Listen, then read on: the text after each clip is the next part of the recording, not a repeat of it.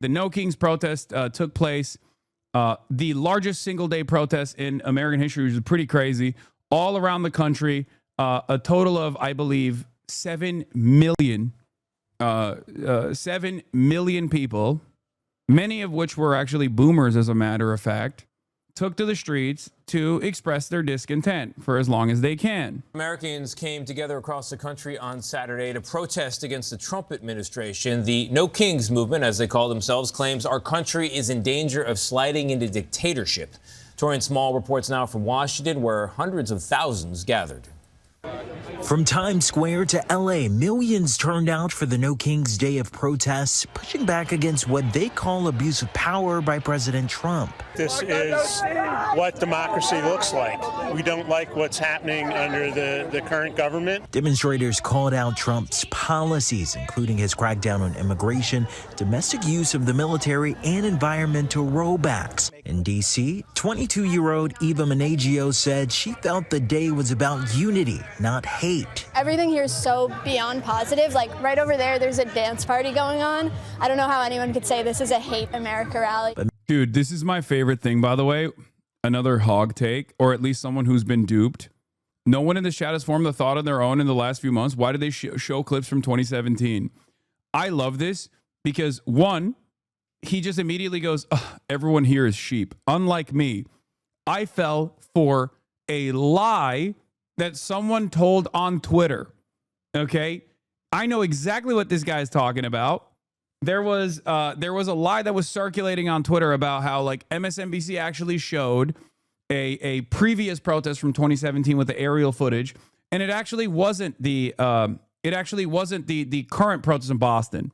Okay, I don't know why they chose to lie like that. Okay, I don't know why they chose that particular Boston protest to claim it was actually false. I mean, I get the energy behind it. Like it was clear that like someone felt insecure, you know, some Republican felt insecure. I don't know where the lie was conceived initially, but Grok has once again misled ex-users by falsely claiming that this viral video of crowds yesterday at No Kings protest in Boston, which ran on Ali Velsh's program on MSNBC, is from 2017. This has led some users genuinely believing that the video is old, but Grok's assertion is incorrect. The video was filmed during yesterday's protest in Boston. The exact same aerial view of the crowd can be seen in multiple other videos of the protest in Boston posted by local news outlets yesterday. Reverse searching multiple frames from the clip brings no results earlier than yesterday, which means that the clip isn't old and first appeared online yesterday. Okay. Breaking. Analysts are calling this the biggest protest in American history. It's far bigger than any rally Donald Trump has ever had. This is Boston. Rallies like this are just happening in cities big and small all around the country. Let's go. There are a lot of people who thought that this was fake.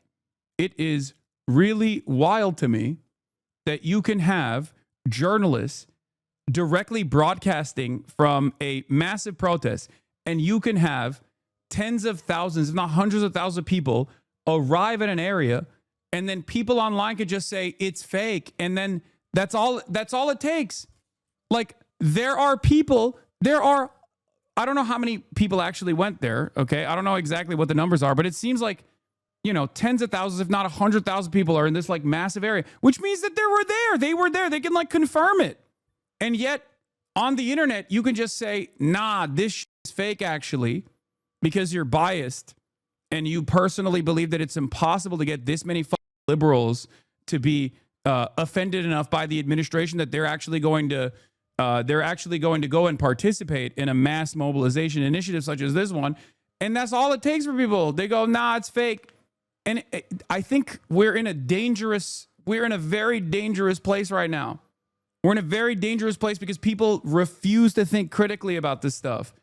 Like your own personal biases online are way more important than like than reputable outlets giving you real-time coverage of events that are taking place. I don't know how to deal with that. If we do not have a established mechanism of discerning truth, if we don't have like a reality that everyone is on board with, there is no consensus truth. There is no consensus reality. People can just literally say, nope, I don't believe it. And if enough people, given their political biases, can decide what you can see with your own two eyes is actually fake, we are extra. I don't know how we move on from this. I don't know how we redesign a functional society if a decent chunk of the population decides like what I can see with my own two eyes must be fake because it makes me feel bad to think that it's real. Add to that how easily artificial intelligence chatbots can also continue this malicious framing like Grok, right? And you're cooked because people would rather trust Grok than they would trust their own two eyes and their own brain to think critically. I don't know what to say. It looks like X admitted it misled its users within hours by late afternoon, October 18th, after cross-referencing with BBC Verify's real-time analysis and additional sources like the AP and Reuters footage. I issued an updated response. Upon further verification, this video is authentic footage from October 18, 2025, Boston protest. Crowd estimates from multiple outlets, including drone imagery, placed the attendance at 20,000 to 30,000. My prior assessment was based on incomplete initial data. Apologies for the error. The correction was posted directly on X and pinned to relevant threads. Except it's too late because a lot of people already ran with it because it corresponded to their biases. The initial bias there is there's no way this many liberals showed up against Donald Trump because Donald Trump is the best president of all time. If you're MAGA and you're online, as many extremely MAGA people are extremely online, you go, oh, there's no way this many libtards showed up. Okay? There's no way this many people hate my big, beautiful president. They must see it in the same way that I see it. So when reality doesn't match their expectation, they go, I don't want to believe this. And they will grab onto anything that tells them, you're right. Actually, this was fake. You're right. Actually, this was from 2017. And not a single person even needed to massage the narrative by like trying to find an alternative. No one even came up with like what protest from 2017 this actually was. They didn't even do that. They just simply said, this is fake. It's from 2017. And everyone went along with it because they wanted to believe it. Okay? They wanted to believe that this is a lie. They wanted to believe that this many people didn't show up. And then once they are met with the truth once again, and people go, you're wrong. This is just not how it is. What the fuck are you talking about? They just double down. They just double down and go, okay, well, or they say, oh, I was just rage baiting. This is a terrifying prospect for the future of this country and for the future of the planet, really. I don't know how we bring back critical thinking for every single human being in this country, but it is a necessity. I think Ted Cruz repeated it to respond to Elizabeth Warren, but deleted it already. Now, this also is a byproduct of like people spending more time on the internet than they do in the real world, right? And what I mean by that is if all of the back and forth communication is happening online, or if most of it is happening online rather than in the real world, and you have no interest in going outside and checking the temperature, right? And you are much more, you have this high proclivity to lean into your biases, okay? And you find yourself in this like funnel of radicalization, then the real world might as not matter. If we are just always online, then the shit that people make up online is more important than the truth. It becomes the truth. Because there is, like I said, a necessity for a consensus on what the truth is. And while Ted Cruz deleted this tweet, it seems, or it's still up, why are Dems dishonestly sending around a video from 2017 claiming it was this past weekend? It's got 15,000 likes. Boston has been defying kings since we threw the tea into the harbor in 1773. Millions of people across the country marching as we speak against the policies of President Trump. This is Boston. Look at that. We'll continue to follow these rallies throughout the day here on MSNBC. So millions of people protested, but for what reason? Because a lot of people on the left were also mad. I saw a lot of people chirping on the left. Part of the reason why they were chirping on the left was because obviously a lot of these protests were very liberal coded. It wasn't actually there weren't like any sort of decipherable demands, it seems, from some of these places. Obviously, this required a tremendous amount of organizing, and different local groups were participating in it. And some of the protests in different places perhaps had a different attitude towards like pro-Palestinian protesters, for example. Other places didn't do that. Other places had protests being led by anti-Zionists, right? And people were like, oh, this is just vibes. This is just vibes. This is just basically a parade, right? This is just a vibes-based thing. It's just a parade. I have a different attitude about it, okay? I have a very different attitude about it. And I'm going to tell you exactly how I feel. I already alluded to it before while I was in the process of attending one of the protests, the one in downtown LA in Los Angeles. But I think this is a good opportunity, just like the Bernie Sanders Stop Oligarchy rallies that are taking place. A good opportunity to mobilize. But mobilization is the first step in this process. I see this as a necessary first step in the right direction. Okay? Obviously, if it's just left, if it just stops there, then it's nothing, right? It's just a way for people to yell at an administration that's not listening. But clearly, the administration is listening. Clearly, they don't like it. So even the reaction coming from the right shows that they are fearful. Okay? These protests, these non-violent protests, are the first step in organizing. And it is up to us, people who are socialists, leftists, Marxists, to try to organize people at these protests, to try to get them to move into a more reliable network of pressure, a more reliable network of pressure that will move the needle in the appropriate direction, that will pressure the Democratic Party to take more radical steps that are considered radical, that are not really radical at all when you think about it. Okay? It doesn't happen overnight. It doesn't happen magically. But this is a good opportunity. Every liberal you talk to at these protests that demand more from the Democratic Party is a liberal that you can communicate with, is a liberal that you can be like, listen, there is an alternative out there, okay? There is an alternative out there. There is a different way to try to make sure that we keep up the pressure and we set clear-cut demands against the administration, and we have some sort of mechanism to show the administration that we are an undeniable force, that there are more of us than there are of them. Okay? This is an opportunity to recruit. And before people say, well, okay, you get them signed up with the DSA, but the DSA is also electoralist and it actually is a reformist institution, it's revisionist, and it doesn't matter. All they want to do is just like elect new Democrats. These things take time. Even if you are a revolutionary vanguardist Marxist-Leninist, who believes that there must be a militant response, okay? In the absence of class consciousness in this country, and in the absence of the language of revolution in this country, many people who might even have that kind of attitude, who might even come to that recognition, are not going to realize it if you're sitting at home tweeting, okay? It's that simple. It's that simple. And it might not happen today, and it certainly might not happen tomorrow. But as long as you are still moving the needle in the right direction, as long as you are still designing the future for the next generation to take over and to seize the opportunity, you're doing the right thing. And you have to keep pushing. You have to keep up the pressure. This is why I kept saying throughout the entire last 2 years of Israel's seemingly unstoppable genocide, throughout the last 2 years of unstoppable genocide, I kept saying, this is not the time to stop.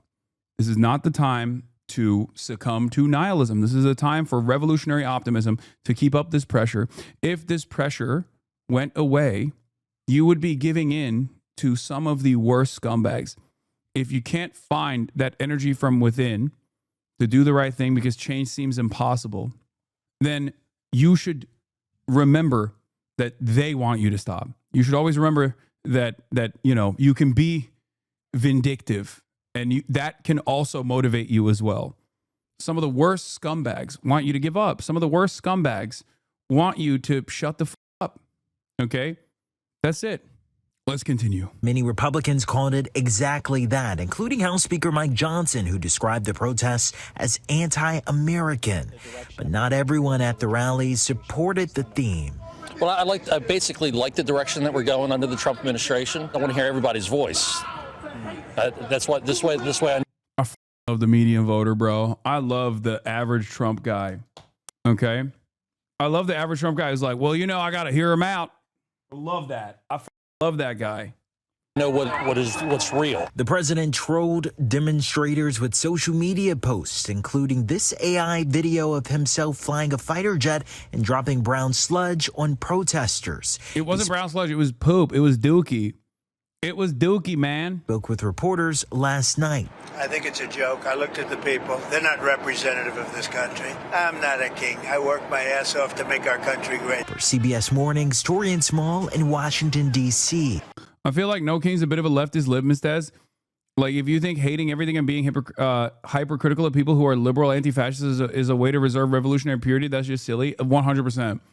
And this is like, ironically enough, this is what was like kind of blackpilling for me the other day when I was like complaining and being like, oh my God, the left is just like so unbearable. I hate the left. I hate socialism. You did it. Remember that like little rant that ironically enough, everyone online thought was because of like Kaya or something and had nothing to do with that. It was just like me doing political commentary about the left's inability to seize the moment and seize the opportunity to move the needle in the appropriate direction. Had nothing to do with like a drama slop or anything like that. And it was really funny. People are like, oh, he's crashing out. Like his own fan base hates him because of we got to him. His own fan base hates him because of Kaya or whatever the fuck. It's so stupid. People are so dumb sometimes and so easily susceptible to stupid ass narratives. It was actually about not even necessarily about Graham Plattner, but more so about how like hypercritical leftists oftentimes will just like write off people for wrongs that they've committed in the past without actually recognizing that like you need to win everybody. Okay. You need to win as many people as possible to your side. The reason why I always go back to Gaza on this front is because there has been some success in this initiative. And that success happened after decades of no movement whatsoever. Okay. Like you have to get every single person on your side. It's that simple. There's no other way to win. Do you think MAGA Republicans shy away from people when they go, I don't know, this guy might be a woke pussy libtard actually? No, they don't. They love it. They love it when like some weirdo is outed for like being a rapist and then goes, oh, I'm Christian now and I love Donald Trump. And they're like, oh, hell yeah, brother. Welcome to the battle. Now, I'm not saying we should do the same thing. Okay. That's not what I'm saying at all. But you have to understand if like people are sincerely making change within themselves, if people are sincerely coming to your side, there is no, like you are not serving anybody if you are just immediately casting them aside and saying, nope, you're imperfect or you've done horrible things in the past. You. Okay. Obviously, people will grift, but trust me, they're not grifting to the left. You need to understand that. Maybe in the future, if there is a real sea change and we go back to peak woke or something, maybe then you'll see people grifting to the left. But even then, at most grift to liberalism and not to the left. No one grifts to the left. Okay? Everybody hates the left, including leftists. That's it.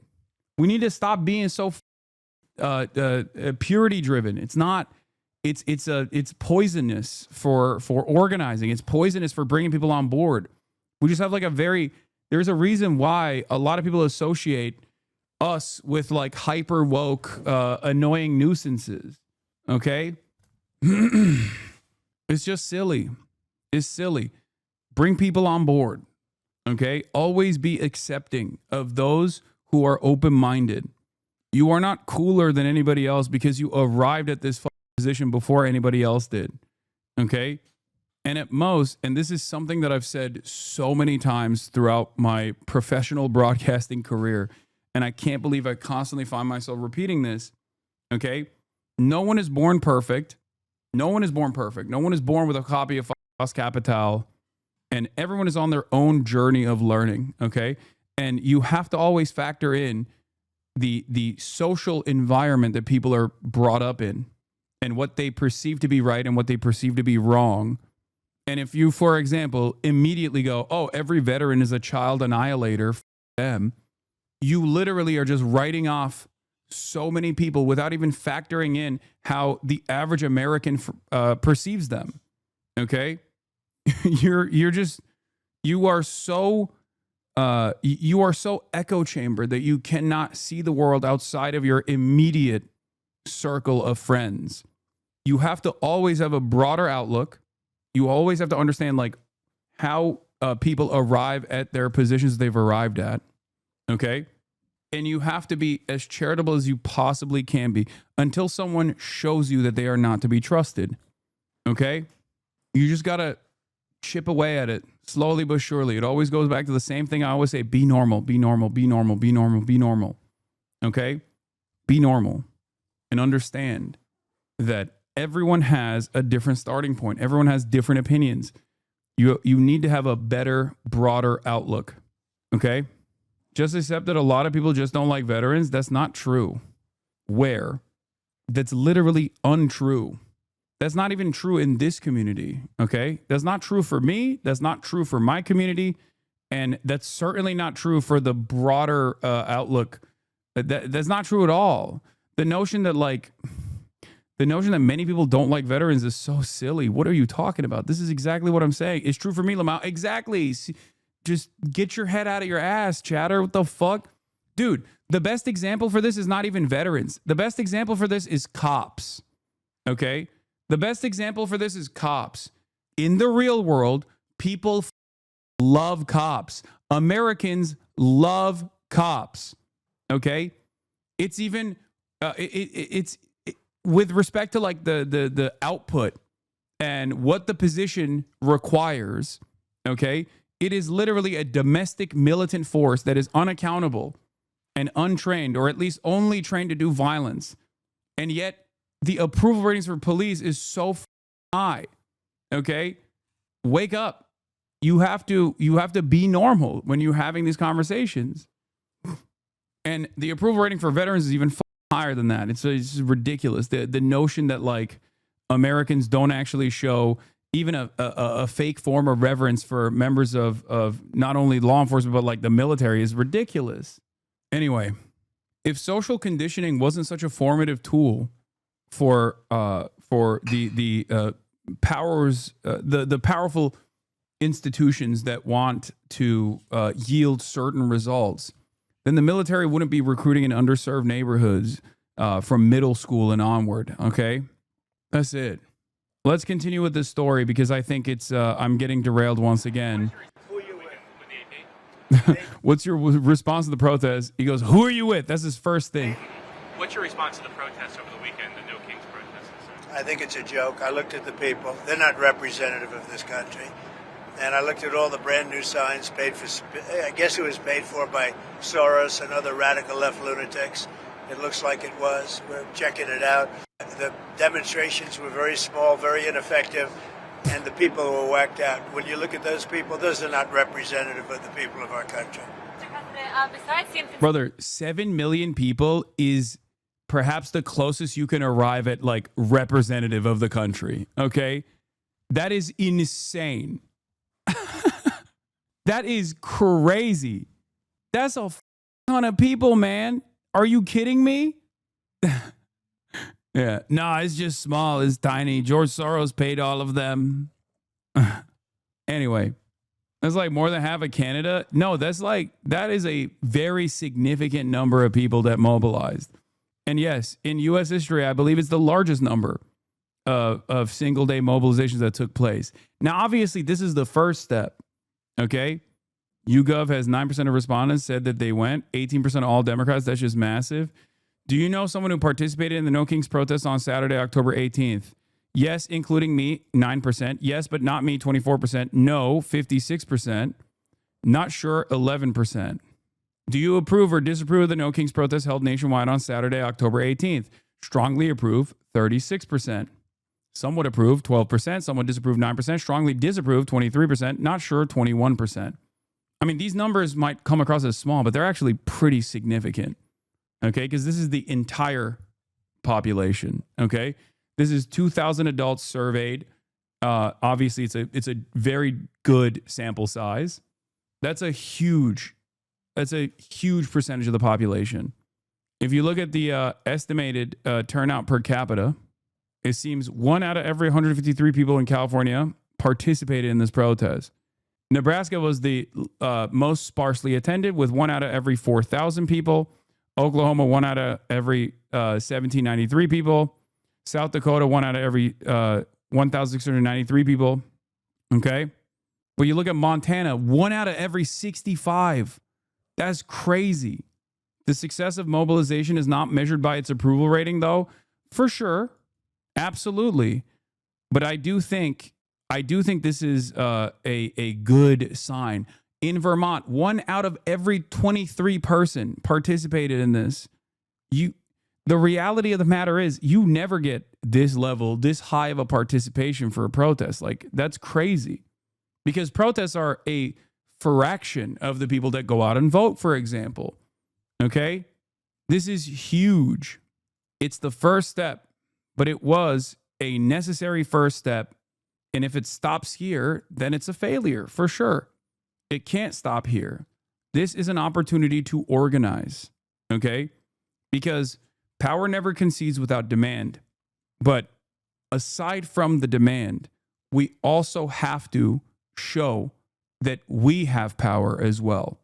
And as the large majority of the population, if not almost 90+% of the population, are actual wage laborers, that is the only point of pushback that we have. Okay?